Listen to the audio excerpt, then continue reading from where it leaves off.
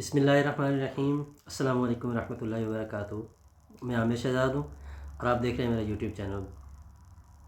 आज की वीडियो जो है ये पाकिस्तानी स्टूडेंट्स के लिए है। स्पेशली वो स्टूडेंट्स जो इटली आना चाहते हैं स्कॉलरशिप बेस पे स्टडी करने के लिए इटली की यूनिवर्सिटीज़ में, ये मालूमाती वीडियो उनके लिए बना रहा हूँ। मेरी मुसलसल यही कोशिश होती है कि आप लोगों को कानूनी और आसान तरीन तरीका बताऊँ पाकिस्तान से बाहर किसी भी मुल्क में जाने के लिए, जो मेरे पास मालूमात होती हैं, ताकि आप लोगों को एजेंटों के चक्करों से बचाया जा सके और आपके पैसे ज़ाया होने से बच जाएं। क्योंकि काम एजेंट्स की ज़रूरत तब पड़ती है जब आपके पास ऐसे डॉक्यूमेंट्स जो हाईली रिक्वायर्ड होते हैं और आपके पास अवेलेबल नहीं होते, या आपको एक चीज़ की इन्फॉर्मेशन नहीं होती, तब एजेंट की ज़रूरत होती है। लेकिन अगर आप उनकी वेबसाइट पे जाते हैं, जिस भी मुल्क में आप जाना चाहते हैं, अगर आप उनकी वेबसाइट पे जाते हैं तो वहाँ पर आपको डॉक्यूमेंट से रिलेटेड सारी मालूमात मिल जाया करती है। आजकल के दौर में मालूमात लेना कोई मुश्किल नहीं है। फ़र्दर आप जिस मुल्क में जाना चाहते हैं उस मुल्क के जो स्टूडेंट्स हैं उनके फ़ेसबुक ग्रुप्स बने होते हैं। आप वहाँ पे जाके सर्च करके उनसे कांटेक्ट करके उनसे मालूमात ले सकते हैं फ़र्दर कि लैंग्वेज के बारे में क्या क्या सिचुएशन है और कौन सा शहर सूटेबल है, कौन सी यूनिवर्सिटी आपके क्राइटेरिया में फ़िट आती है। फ़र्स्ट ऑफ़ ऑल तो जितनी भी यूनिवर्सिटीज़ हैं उनकी ऑनलाइन आपको सारी इन्फॉर्मेशन मिल जाती है। और अगर सपोज़ आपको वहाँ से वो इन्फॉर्मेशन नहीं मिलती जो आप एम्बेसी की वेबसाइट है, वहाँ से भी आप इसके बारे में मालूमात ले सकते हैं। कि बाकी कंट्रीज़ की जो यूनिवर्सिटीज़ हैं उनके लिए भी आप लोगों को मालूमात फ़राहम करूँगा मैं, लेकिन आज की वीडियो सिर्फ इटली की जो यूनिवर्सिटीज़ हैं उनके लिए है। गवर्नमेंट बेस्ड स्कॉलरशिप है, उसमें ये होता है कि आपके टोटल एक्सपेंसेस जो है वो गवर्नमेंट मैनेज करती है। और कुछ यूनिवर्सिटीज़ जो हैं उसमें आपको ज़्यादा कंपनसेट करती हैं, कुछ कम कंपनसेट करती हैं, डिपेंड्स अपॉन देयर क्राइटेरिया। कुछ यूनिवर्सिटीज़ हैं जो स्पेसिफ़िकली जो थर्ड वर्ल्ड कंट्रीज़ हैं, पाकिस्तान, बांग्लादेश, इंडिया, श्रीलंका, इन कंट्रीज़ के स्टूडेंट्स के लिए ज़्यादा वो फैसिलिटीज़ करती हैं, इनके लिए क्राइटेरिया बनाती हैं। तो इंटरनेशनल स्टूडेंट्स हैं वो इनके रिक्वायरमेंट होते हैं। अगर बात की जाए जो इटालियन यूनिवर्सिटी की डिग्री की वैल्यू की, तो इटालियन यूनिवर्सिटीज़ यूरोप की बेहतरीन यूनिवर्सिटीज़ में शुमार होती हैं और इटालियन यूनिवर्सिटी की डिग्री यूरोप के तमाम ममालिक में एक्सेप्टेबल होती है। आप इटालियन यूनिवर्सिटी की डिग्री दिखा के यूरोप के किसी भी मुल्क में उस फील्ड में काम कर सकते हैं। जर्मनी है, स्विट्ज़रलैंड है, या जो दीगर जितने भी स्ट्रॉन्ग कंट्रीज़ हैं, उसमें आप इटालियन यूनिवर्सिटी की डिग्री की बेस पे इजीली जॉब कर सकते हैं। वो आपसे फ़र्दर कोई किसी किस्म का प्रूफ नहीं लेते। कुछ यूनिवर्सिटीज़ जो हैं वो रिक्वायर करती हैं कि फ़लाँ कंट्री से उनको स्टूडेंट्स चाहिए, और कुछ होती हैं जो जस्ट आपके बेसिक एजुकेशनल रिक्वायरमेंट्स देखती हैं, वो आपका बैकग्राउंड कंट्रीज़ नहीं देखते। वो अपनी बाकी जो रिक्वायरमेंट्स होती हैं वीज़ा रिलेटेड, वो उन चीज़ों को देखती हैं और आपका एजुकेशनल बैकग्राउंड देखती हैं।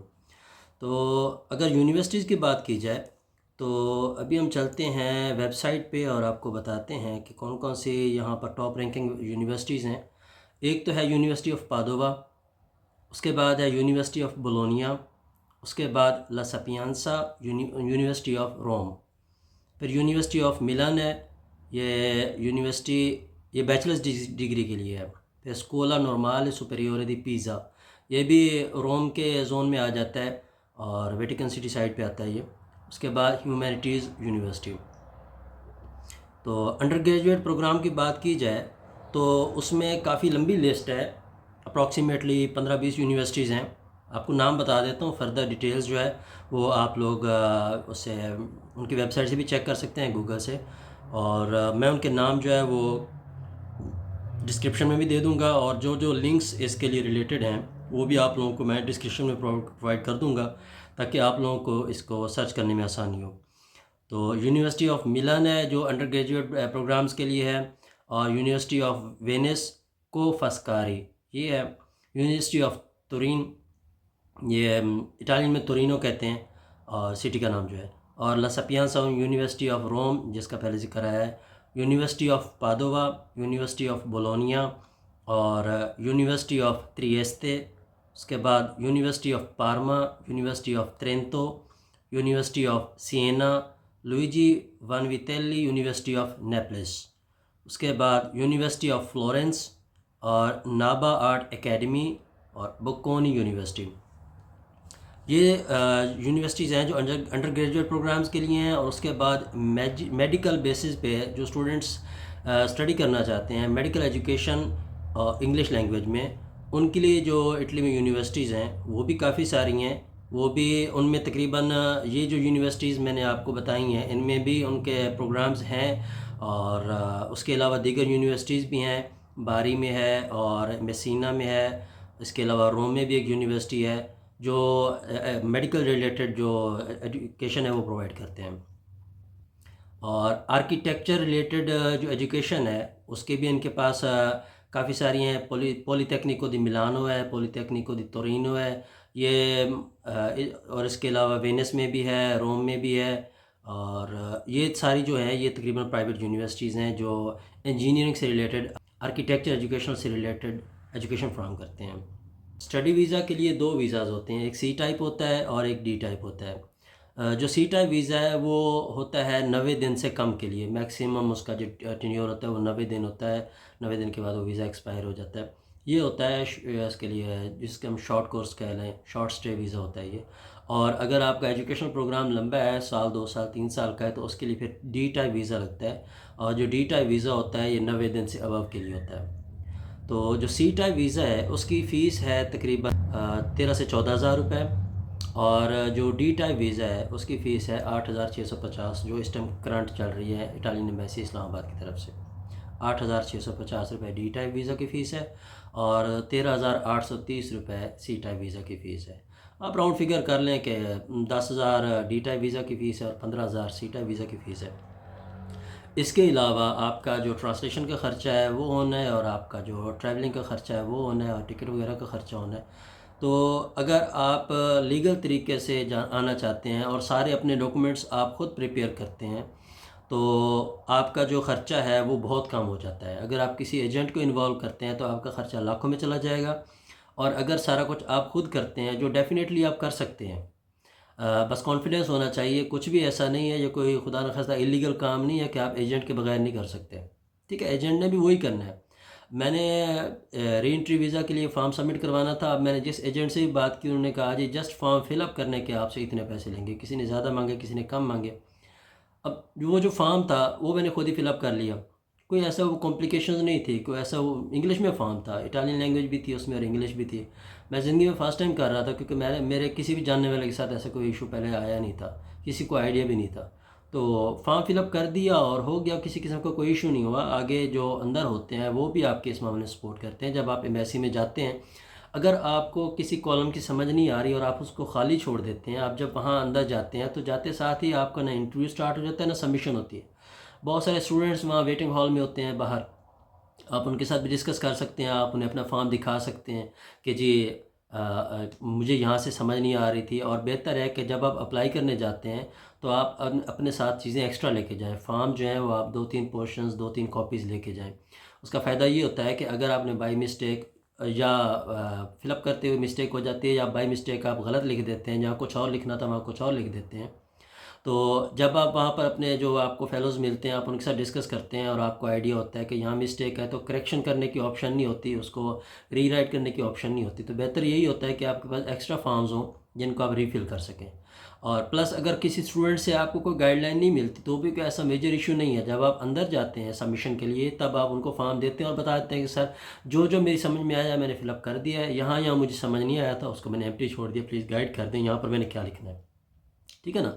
तो उसमें ये कोई इतनी रॉकेट साइंस नहीं है, वो आपको इतने वो कंपनसेट करते हैं, सहूलत देते हैं। और सारे हमारे पाकिस्तानी बैठे होते हैं अंदर एम्बेसी में, कोई इटालियन नहीं होता कि आपका इंटरव्यू इटालियन लैंग्वेज में होगा या कुछ ऐसा होगा, नहीं। आप उर्दू ज़ुबान में आप बात करें। मैंने बहुत सारे स्टूडेंट्स देखे हैं बहुत ज़्यादा नर्वस होते हैं जब वो एम्बेसी में जाते हैं, वहाँ पर बहुत ज़्यादा परेशान होते हैं जी इटालियन लैंग्वेज में होगा, इंग्लिश लैंग्वेज में होगा इंटरव्यू, ऐसा कुछ नहीं होता।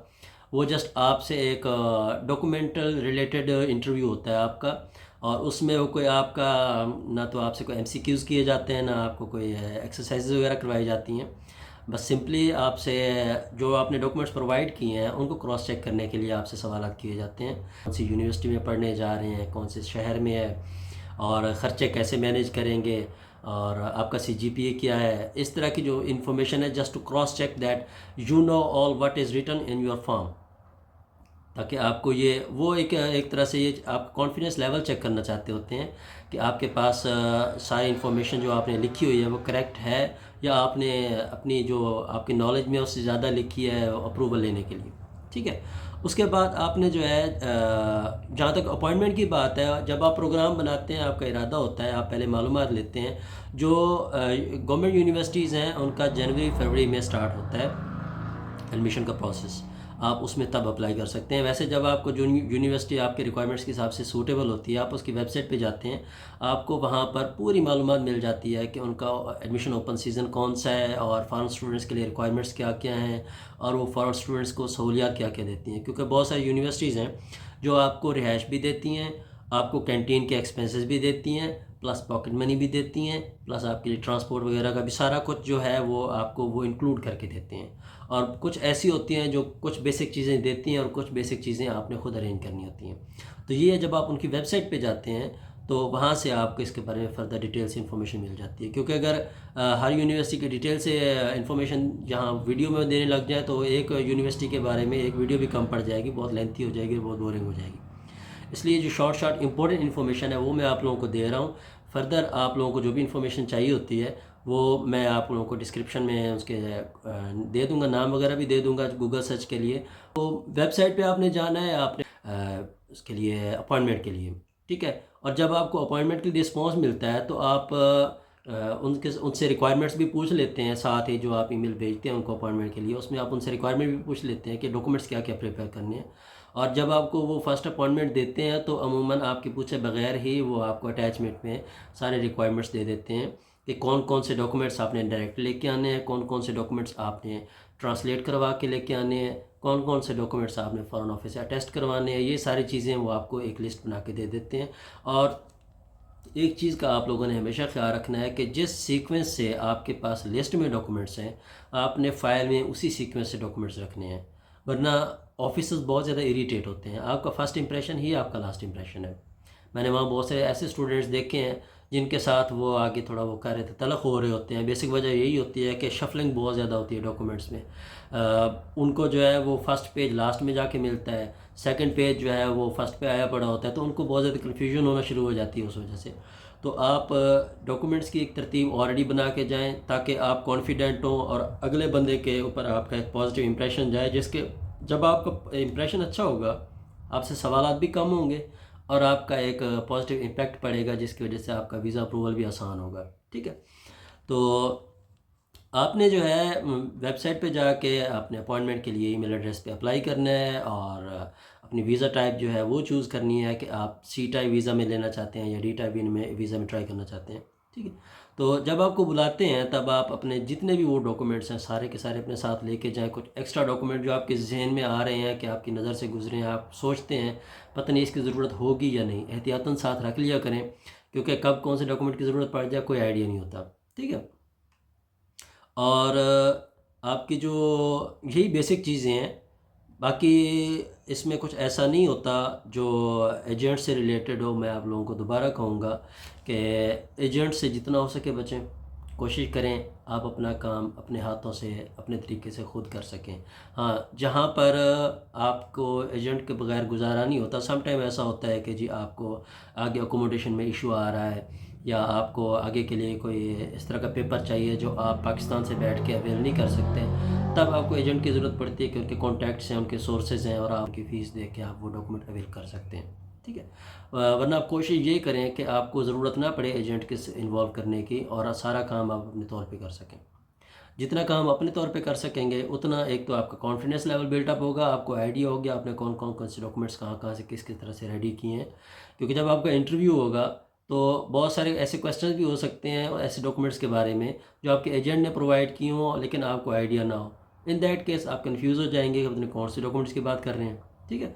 इसलिए जितना हो सके आप अपने डॉक्यूमेंट्स खुद रेडी करेंगे तो आपको आगे क्वेश्चन आंसर में आसानी होगी, आपको इंटरव्यू आसान होगा और आगे आपके लिए ज़्यादा आसानी होंगी। और जहाँ तक उसकी बात है, वीज़ा की बात है, ड्यूरेशन की, तो जो वेबसाइट है, वेबसाइट के मुताबिक तकरीबन 28 से 30 दिन, 1 महीना लगता है वीज़ा अप्रूवल में। लेकिन इससे ज़्यादा एक्सपेक्ट रखें क्योंकि अभी तक जो सिस्टम चल रहा है एम्बेसी का वो इतना अच्छा नहीं हुआ। अभी तक हमारी जो इटालियन एम्बेसी है उसका जो वर्किंग प्रोसेस है वो काफ़ी स्लो चल रहा है। तो हमारी कोशिश जारी है कि किसी तरह से उनका जो सिस्टम है वो अपग्रेड हो जाए, वो हमारे साथ थोड़ा कोऑपरेट करना शुरू कर दें।